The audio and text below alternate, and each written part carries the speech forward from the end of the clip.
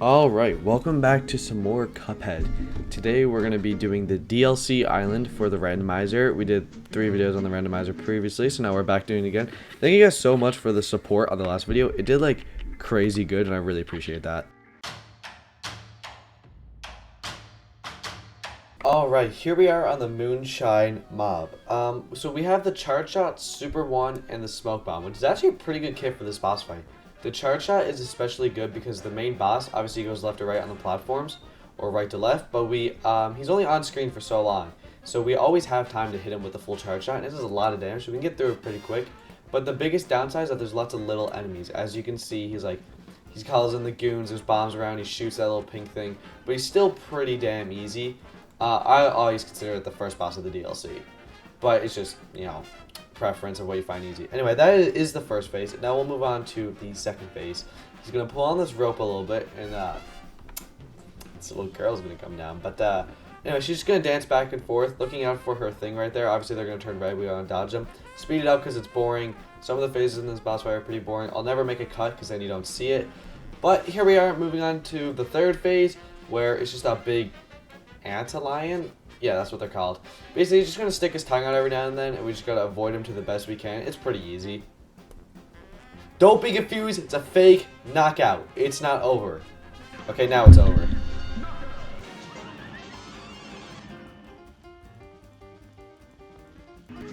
Alright, moving on to the next boss. We are looking at the plane fight, Esther Winchester.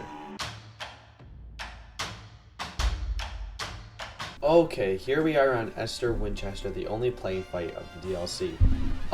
This one, obviously, you just get a charm. It doesn't really pick your shot because it's just the regular shot and the grenade.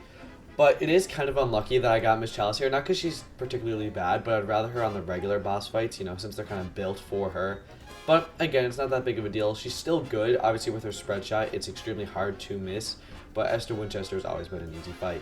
As you can see, we finished up her first phase, and now we're in a second one. We're just going to suck in all the money bag, loot, gold, cash, and whatever. She's just going to fill up her vacuum totally full with it, and then start shooting it back at us in the form of these little banks where they explode and hit us. We do get hit by that gold coin right there. We also do get a parry, which is nice.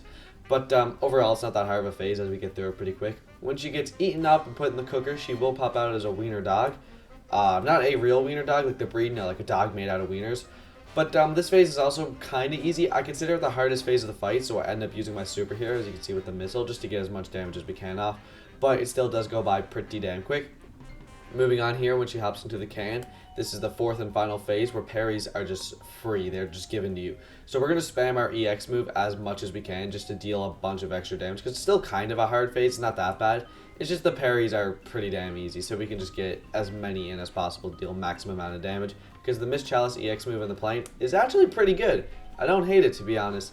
But we do get hit there, but we're just trying to dodge everything, going to the bottom, and we get it.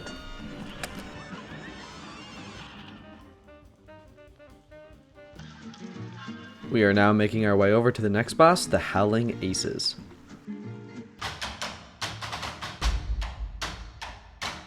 Okay, so here's the boss fight that we probably had the best RNG on.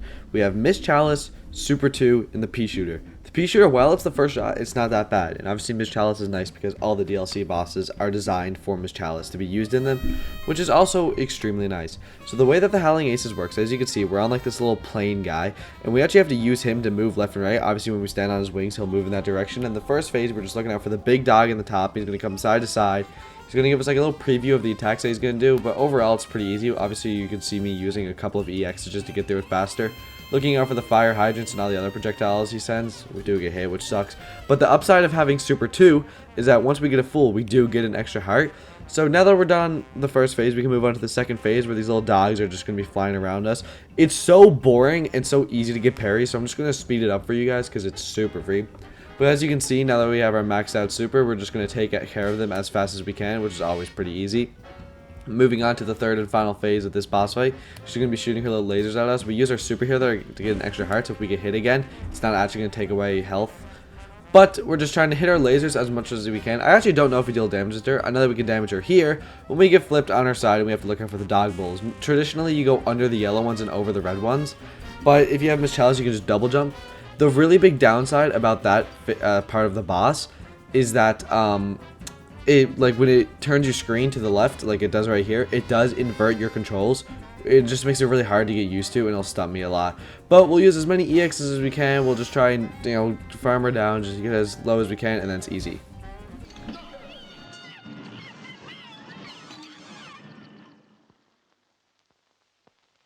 Swiftly moving on again, we're going to make our way down to Mortimer Freeze.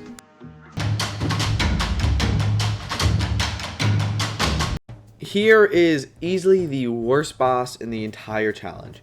So, the reason why it's bad, not because the boss is difficult or his moves suck, his moves do kind of suck, but the twist up is so ass. Then we got Super 3, the worst shot and the worst super in the game. And then we get Life Up.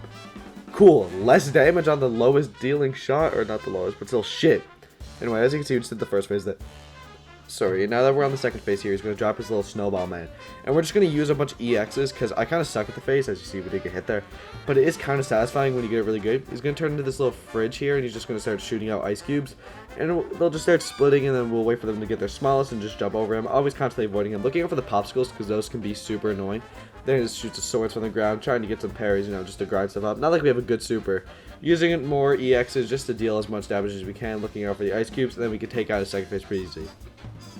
Now it's time for the hardest part of the whole boss fight. I spent a lot of time. Probably most of the time doing this challenge was spent on this boss fight. Because it's just terrible, because there's such little chances to hit him, because you really do have to be far away from him during this fight. And to hit him with the twist up, you got to be pretty close. So that eye attack is probably the most convenient attack to hit him. This one's also pretty good with the ice creams that are going to start shooting at you. It's pretty easy to dodge, and you can typically get pretty close.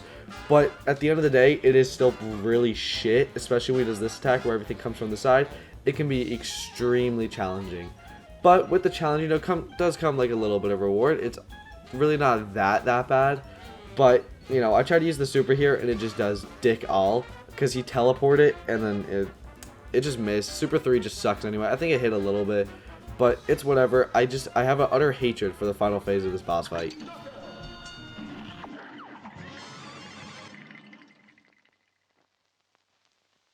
Moving on to the next guy, we got Glumstone the Giant. Alright, here we are on the Glumstone the Giant. No, this is not Elden Ring, this is a real boss. We got Miss Chalice again, which we just lucked out on getting Miss Chalice. The amount of times that we did. We did the whole base game randomizer without ever getting Miss Chalice. Then we get her 3 times over here. Now, we did kind of deserve it after going through hell with the twist up last time. Here on the Glumstone Giant, he's a pretty easy boss fight for his first phase. The biggest concern is actually the little gnomes at the bottom that are going to be shooting stuff out at us. And obviously the ones that come up and hit us with a hammer. We did get hit pretty early, but you know, it's not that big of a deal. Here is the hardest part of the boss fight. Pretty much, if you get past this, it's pretty much guaranteed you will beat it. This is the second phase. He has his 2 little puppet pricks on either side of me, just throwing back and forth the ball. But there's also these little gnomes that consistently jump out. Yeah, some are parryable. No one cares. It is ass. No one likes it, but at the end, it's not terribly hard, and we can get through it pretty quick. So, we are on 1 HP. We don't have a full super, but we have the charge shot and a dream. His third phase, for me, is probably the easiest phase. We go into his stomach, and we're just looking for that little thing on top. We're going to use our super here, because it does give us an extra heart, so we're on 2, even though it still says 1. And we're just waiting for him to throw the bone down, and once he throws the bone down, we parry it, and then all the little skeleton platforms come back. We do parry the dart there, you know, just for extra super, but still easy.